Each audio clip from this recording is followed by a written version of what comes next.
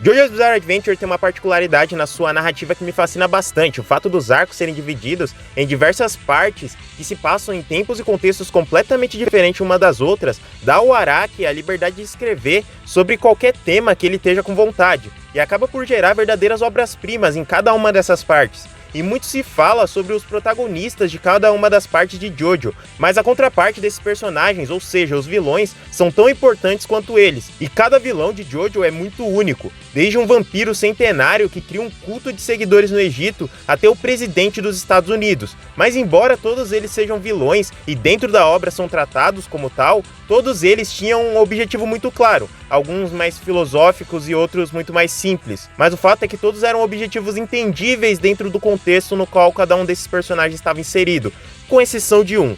Existe um entre todos esses vilões que se destaca por ter um objetivo um tanto quanto excêntrico e esquisito, do qual nós não temos muitos detalhes, e é claro que eu tô falando do Diávolo. O chefe da Passione é o meu vilão favorito de toda a obra do Araki, e eu vou além em dizer que ele é um dos meus vilões favoritos de todos os animes e mangás.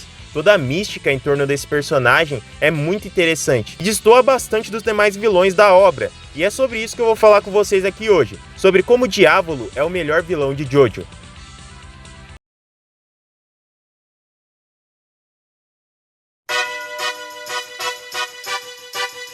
A parte 5 de JoJo, a Golden Wind, é uma das partes mais controversas de toda a obra. Por um lado, ela é uma das partes mais populares e famosas de JoJo, dada aos memes que surgiram dela, e por outro, existem muitas pessoas que criticam a forma como muitas coisas são feitas nessa parte. E antes de ler ela, eu sempre achei que seria a parte que eu menos gostaria, já que embora eu não seja o maior fã da parte 4, o Kira salva demais essa parte, e todo o confronto dele com o grupo principal é muito legal. Mas aí eu li a parte 5, e no início eu não tava gostando, eu tava achando meio maçante, meio chato, e eu não gostava tanto da temática. E no final eu tava simplesmente amando ela. Não à toa que até hoje ela é a minha parte favorita. E um dos motivos para eu amar tanto ela era justamente um dos motivos pelo qual alguns criticam essa parte, que é o seu antagonista. O chefe da máfia italiana é muitas vezes colocado como um vilão esquecível, principalmente pelo fato de que ele só aparece na reta final do mangá, e termos visto pouco dele se comparado com os demais vilões, algo que lembra também o Toru de JoJolion, mas isso é conversa para outro vídeo. Mas eu não acredito que o fato dele aparecer de verdade apenas na reta final seja objetivamente um defeito,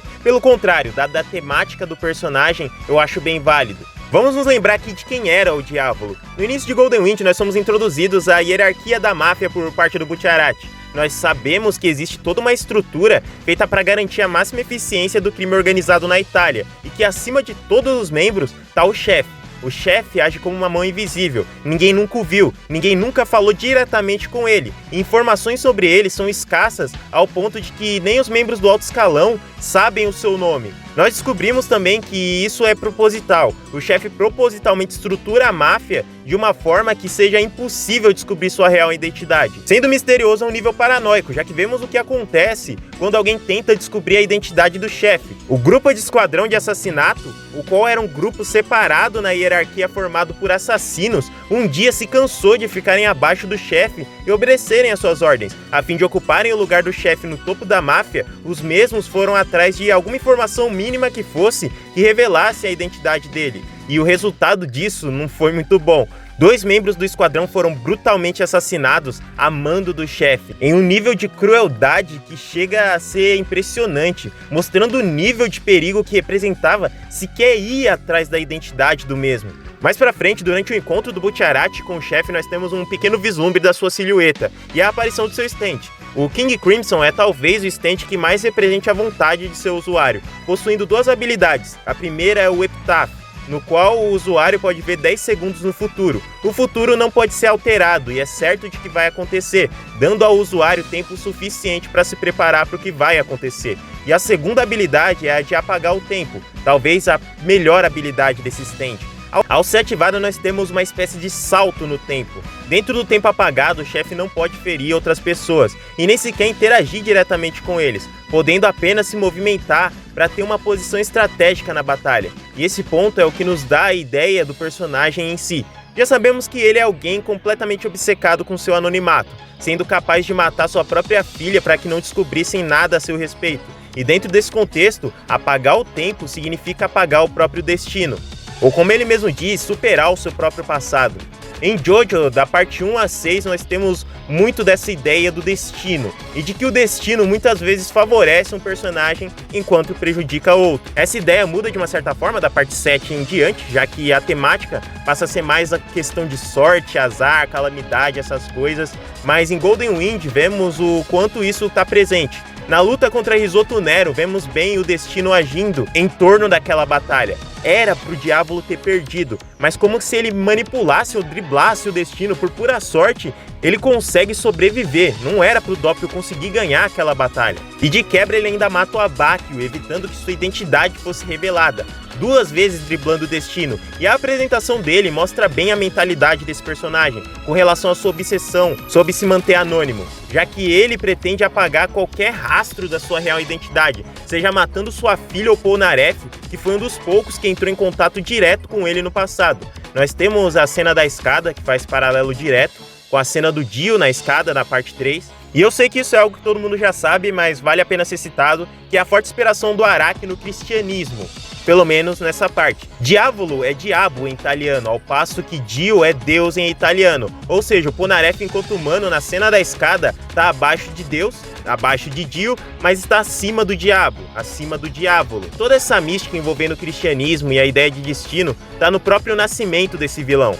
Nascido em uma prisão feminina onde não havia um homem sequer e nascendo plenamente consciente do mundo ao seu redor, é como se o próprio destino não quisesse que ele nascesse, mas forçadamente ele veio a existir. E isso que torna toda a motivação desse vilão meio estranha e até ambígua, já que com relação aos outros vilões, nós temos razões mais claras para eles fazerem o que eles fazem. O Kira tem todo o background dele e uma explicação para ele ser um psicopata maníaco que tem fetiche em mãos de mulheres.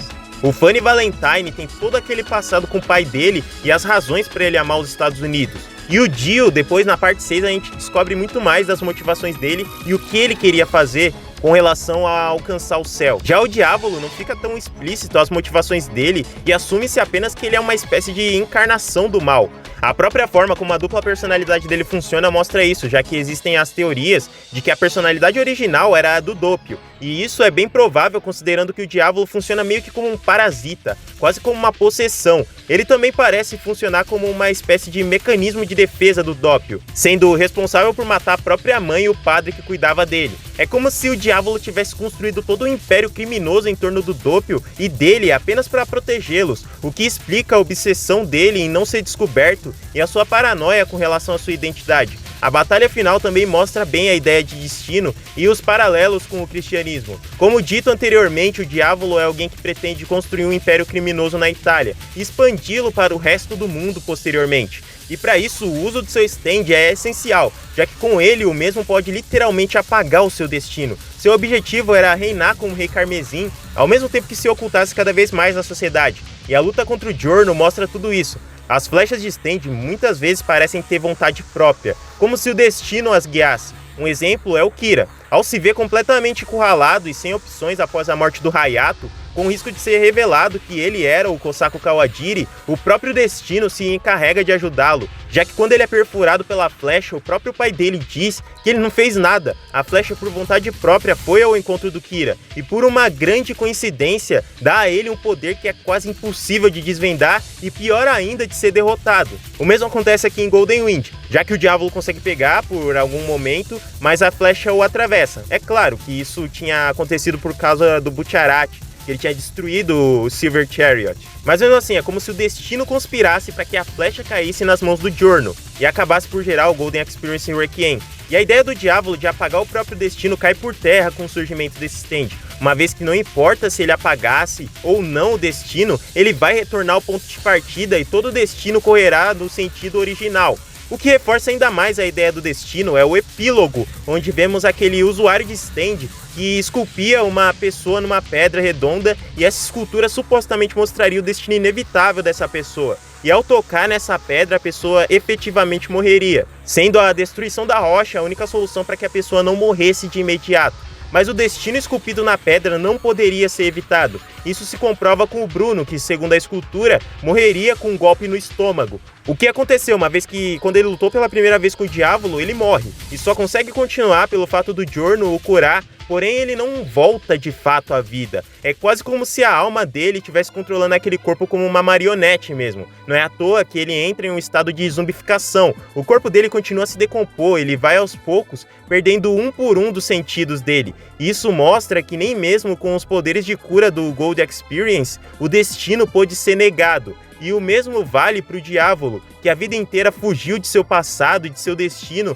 mas no fim não adiantou de nada. A cena em que ele vê o futuro com o Giorno derrotado mostra como ele acreditava que podia vencer, mas após ver que tudo que ele fez foi anulado, foi negado e ter voltado ao ponto zero, ele já começa a entrar em desespero. O que é interessante, porque o poder do King Crimson é quase invencível e qualquer estratégia seria ineficaz contra ele. Portanto, o poder dado ao Gold Experience Requiem é simplesmente negar qualquer ação. Ele não volta no tempo como muitos pensam, ele simplesmente nega as ações do oponente e o faz voltar ao ponto zero. E o diálogo do Gold Experience Requiem com o Diávolo mostra de novo as inspirações cristãs do Araki, com o Stand falando sobre como o Diávolo, ou no caso o Diabo, nunca vai alcançar a verdade e tudo mais.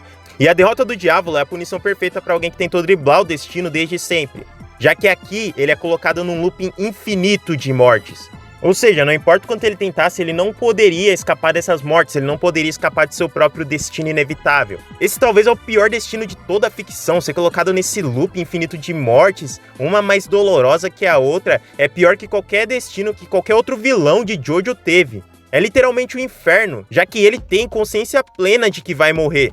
O que combina com o personagem, é como se o único destino plausível para o diabo, no caso o Diávolo, seja o próprio inferno. Ou seja, um personagem cheio de nuances, cheio dessas questões de simbolismo, de misticismo em torno dele. O próprio mangá não dá nenhuma explicação lógica para o nascimento dele, para como ele nasceu daquela forma, é meio colocado de uma forma bem mística mesmo. E nem sequer eles explicam bem detalhado como que ele criou todo aquele império na Itália, é óbvio. Eles falam da questão dele ter pego as flechas de stand, ter dado stand pros caras e tudo mais, mas eles não mostram efetivamente como que um cara conseguiu fazer tudo aquilo, fazer todo aquele império gigantesco do crime organizado. E como eu disse, as próprias motivações dele não são tão bem explicadas assim. É como se ele fosse de fato só o mal encarnado. Ele queria fazer tudo aquilo para meio que dominar o mundo, eles mesmos falam que ele queria expandir tudo para dominar o mundo. E é por essas razões e outras que eu considero esse o melhor vilão de Jojo.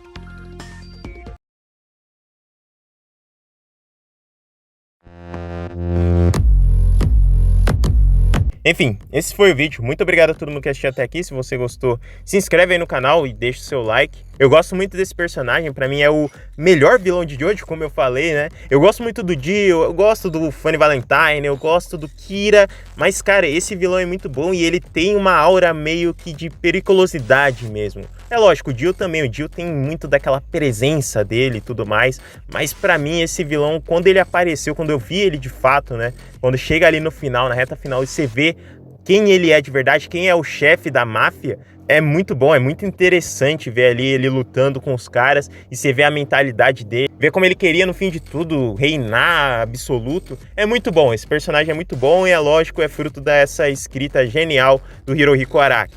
Mas enfim, é isso. Muito obrigado a todo mundo que assistiu, eu vou ficando por aqui. Valeu, falou!